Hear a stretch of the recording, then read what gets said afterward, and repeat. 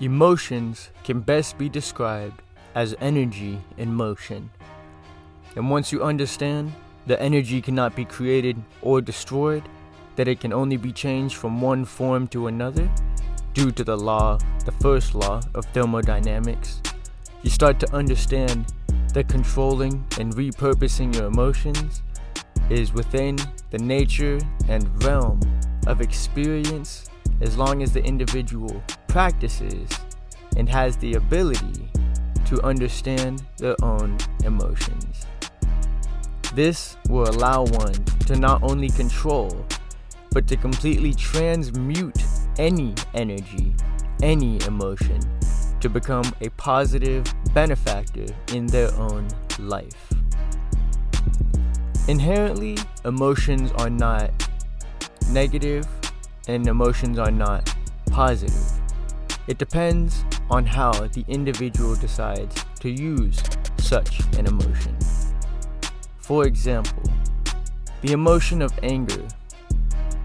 Most individuals, when they feel the emotion of anger, they tend to excite more action to relieve the feeling of anger. The individual does not enjoy being angry, so they do whatever it is in their power to relieve that feeling. The feeling of anxiety, although is an unpleasant one, may allow an individual to look into the future with a completely different perspective than what they would have in a more generous mood. This, if looked at from the flip side, instead of as a negative trait, can allow one to prepare, can allow one to work on preparation with action and put action behind their preparation so that they do not deal with the things that they are anxious about. It allows one to have preparation for the future. Emotions can best be summed up as energy in motion.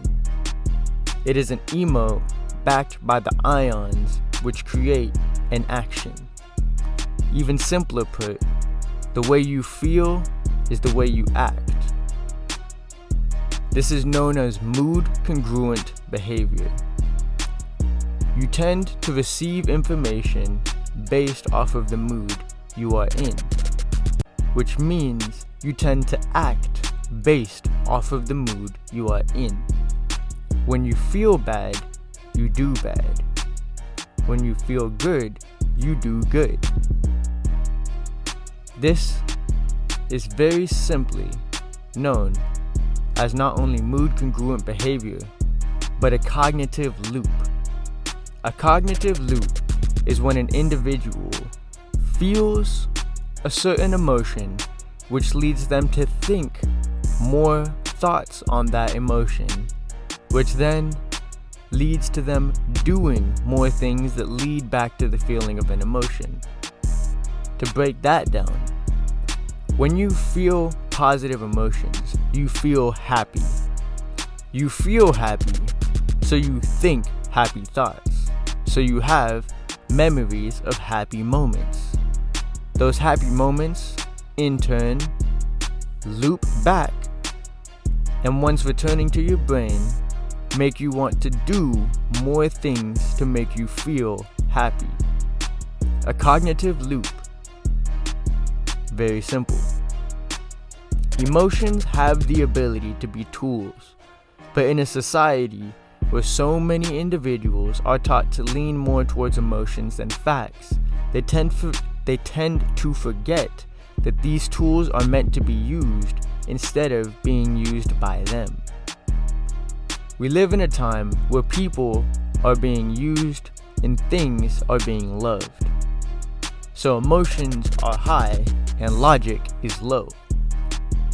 But understanding that you can control your emotions, that they can be used to harness the power that is inside you, the energy that is inside you, and you can take action based off of the emotion that you are feeling, but not based off of primarily the negative or positive aspect of it. Let's say, for example, you feel what is commonly known as a negative emotion, as in you feel guilty. Guilt just means you have a working moral compass. You feel guilty about something. That means that your moral compass is on, and it's on tight. It's working. When you feel angered about something, use that anger to excite action, to create change in your life.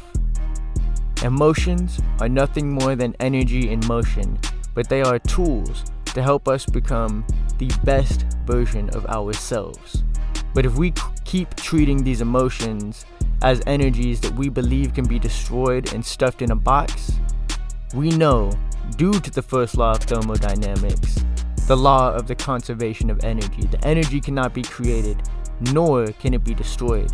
It changes from one form to another. So you can't stuff emotions in a box.